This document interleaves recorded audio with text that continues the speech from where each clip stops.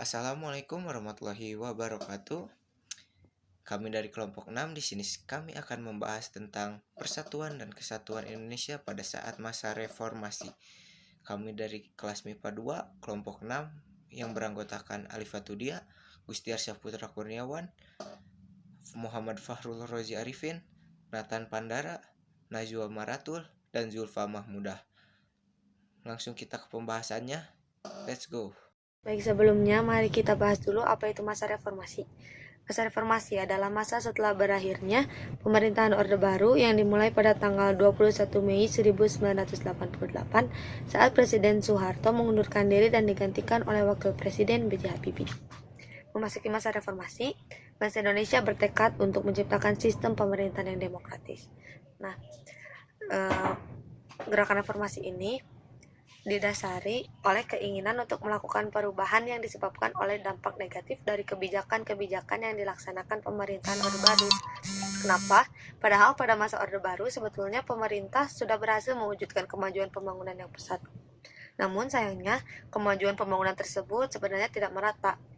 Hal itu tampak dengan adanya kemiskinan di sejumlah wilayah yang ternyata wilayah ini tuh merupakan penyumbang terbesar devisa negara seperti di Riau, Kalimantan Timur, dan Papua. Selain itu juga, pelaksanaan kebijakan politik yang cenderung otoriter dan sentralistik tidak memberikan ruang demokrasi pada partisipasi rakyat dalam proses pembangunan. Dan dampak-dampak negatif itulah yang kemudian semakin mendorong rakyat Indonesia untuk melakukan perubahan dalam pemerintahan Indonesia. Saya Muhammad Fahrul. Di sini saya akan menjelaskan latar belakang era reformasi 1998 sampai sekarang. Mundurnya Soeharto dibelakangi dengan krisis moneter sejak 1997. Kondisi ekonomi Indonesia pada saat itu menurun dan merosot yang menyebabkan ketidakpuasan masyarakat. Ketidakpuasan ini semakin membesar dan memicu timbulnya demonstrasi besar-besaran yang dilakukan oleh aksi-aksi mahasiswa di berbagai wilayah. Soekarno pada saat itu sangat terdesak karena ingin mempertahankan kursi kepresidenannya dengan melakukan perombakan kabinet dan membentuk Dewan Reformasi. Tetapi pemberontakan yang dilakukan oleh mahasiswa itu menyebabkan Soeharto tidak memiliki pilihan lain dan mengundurkan diri. Akhirnya, pada 21 Mei 1998, Presiden Soekarno secara resmi mengundurkan diri dan digantikan oleh Presiden B.J. Habibie. Terima kasih. Baik teman-teman, di sini saya Gustiar akan melanjutkan pembahasan kita hari ini. Di sini saya akan membahas tentang perkembangan politik pada masa reformasi. Ada beberapa poin yang akan saya sampaikan. Yang pertama adalah Sidang Istimewa MPR tahun 1998. Sidang ini bertujuan untuk menentukan langkah selanjutnya Indonesia di bidang di masa reformasi, khususnya di segala aspek bidang. Hasilnya beberapa TAP MPRS dihasilkan. Yang pertama diantaranya adalah TAP MPRS nomor 8 tahun 1998 tentang yang memungkinkannya Undang-Undang Dasar 1945 diamandemen. Kemudian yang kedua TAP MPRS nomor 12 tahun 1998 tentang penghapusan TAP MPRS nomor 4 tahun 1993 tentang tugas khusus Presiden dan mandataris MPR.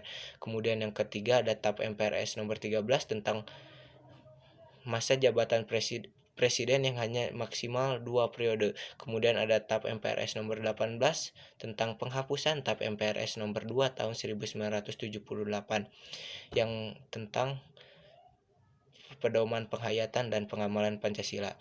Kemudian ada TAP MPRS nomor 15 tentang penyelenggaraan otonomi daerah dan pengaturan pembangunan. Kemudian yang terakhir ada TAP MPRS nomor 11 tentang penyelenggaraan negara bersih dan bebas KKN. Itu yang pertama tentang Sidang Istimewa MPR. Kemudian yang kedua ada otonomi daerah. Otonomi daerah merupakan wewenang atau tugas pemerintah daerah untuk mengatur daerahnya sendiri sesuai dengan undang-undang yang berlaku. Hasilnya pada masa reformasi ini otonomi daerah berjalan lebih demokrasi dan tentram. Kemudian yang kedua ada pencabutan pembatasan partai politik. Pencabutan partai politik ini membuat partai-partai baru didirikan. Hasilnya ada 80 partai baru yang didirikan setelah ada poin ini.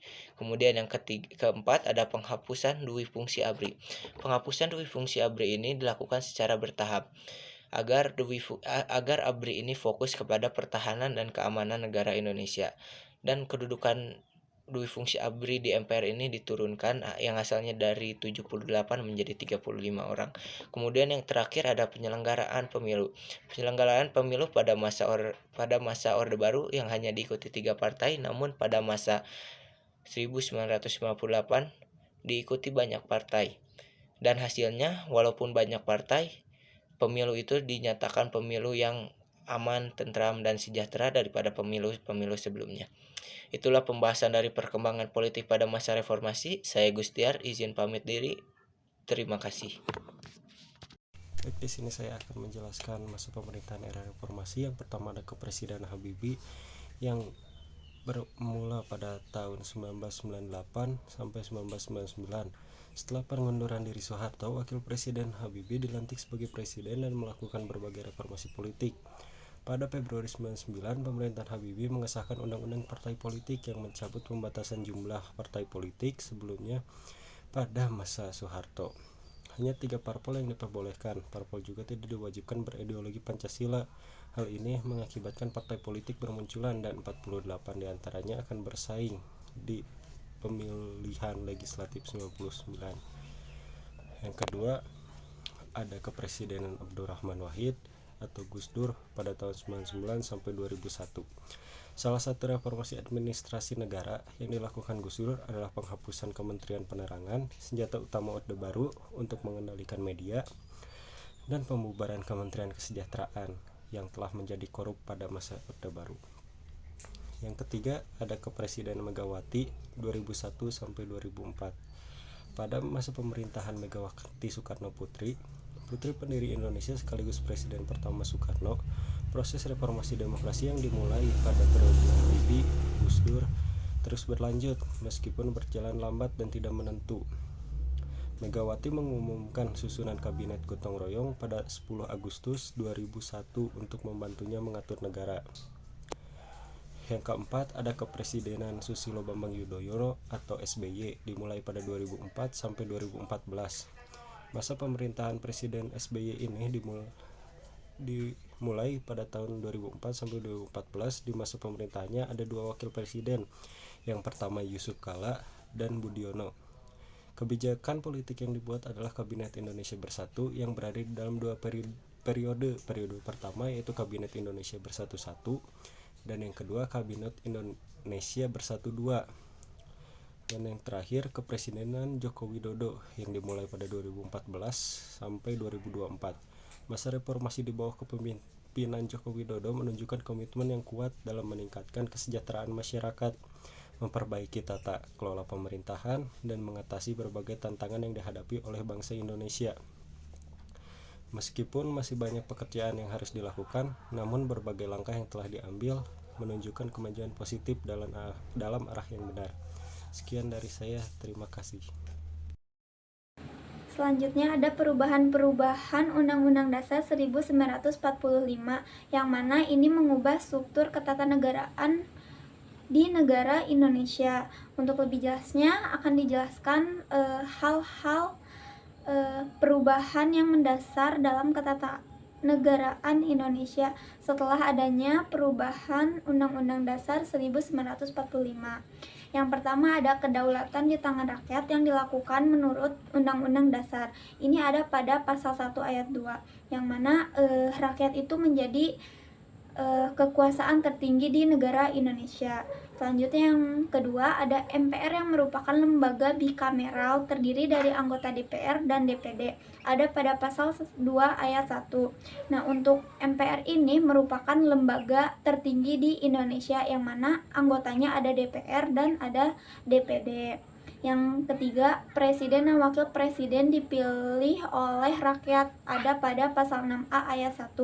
Untuk sebelum-sebelumnya kan presiden itu ditunjuk langsung ya, tapi bukan dipilih oleh rakyat, tapi untuk di UUD 1945 ini presiden dan wakil presiden dipilih langsung oleh rakyat.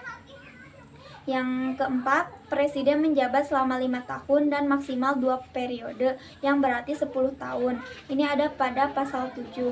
Yang kelima, pencantuman hak asasi manusia ada pada pasal 28A sampai 28C. Yang keenam, ada MPR tidak lagi menyusun GBHN. Yang selanjutnya ada pembentukan Mahkamah Konstitusi dan Komisi Yudisial yang ada pada pasal 24B sampai pasal 24C. Yang selanjutnya ada anggaran pendidikan minimal 20%. Ini ada pada pasal 31 ayat 4. Nah, terakhir ada negara kesatuan tidak boleh dirubah. Ada pada pasal 37 ayat 5. Nah, itu merupakan perubahan-perubahan yang mengubah ketatanegaraan Indonesia. Sekian dari saya, terima kasih. Baik, saya di sini akan menjelaskan tentang kesimpulan dari Persatuan dan Kesatuan pada masa Reformasi 21 Mei tahun 1998 sampai sekarang. Banyak sekali hal yang mendorong timbulnya reformasi Orde Baru, terutama terletak pada ketidakadilan di bidang politik, ekonomi, dan hukum. Pemerintah Orde Baru yang dipimpin oleh Presiden Soeharto selama 32 tahun ini ternyata tidak konsisten. Nah, ada beberapa hal. Yang pertama, krisis finansial Asia yang menyebabkan ekonomi melemah. Lalu, pada perkembangan politik ada otonomi daerah, pencabutan pembatasan partai politik, penghapusan dui fungsi ABRI, dan penyelenggaraan pemilu pada masa reformasi. Lalu ada juga masa pemerintahan yang era reformasi dan juga perubahan undang-undang. Itu dia pembahasan tentang Persatuan dan Kesatuan Indonesia pada masa reformasi. Mohon maaf bila ada kesalahan. Kami kelompok 6 izin pamit undur diri. Assalamualaikum warahmatullahi wabarakatuh.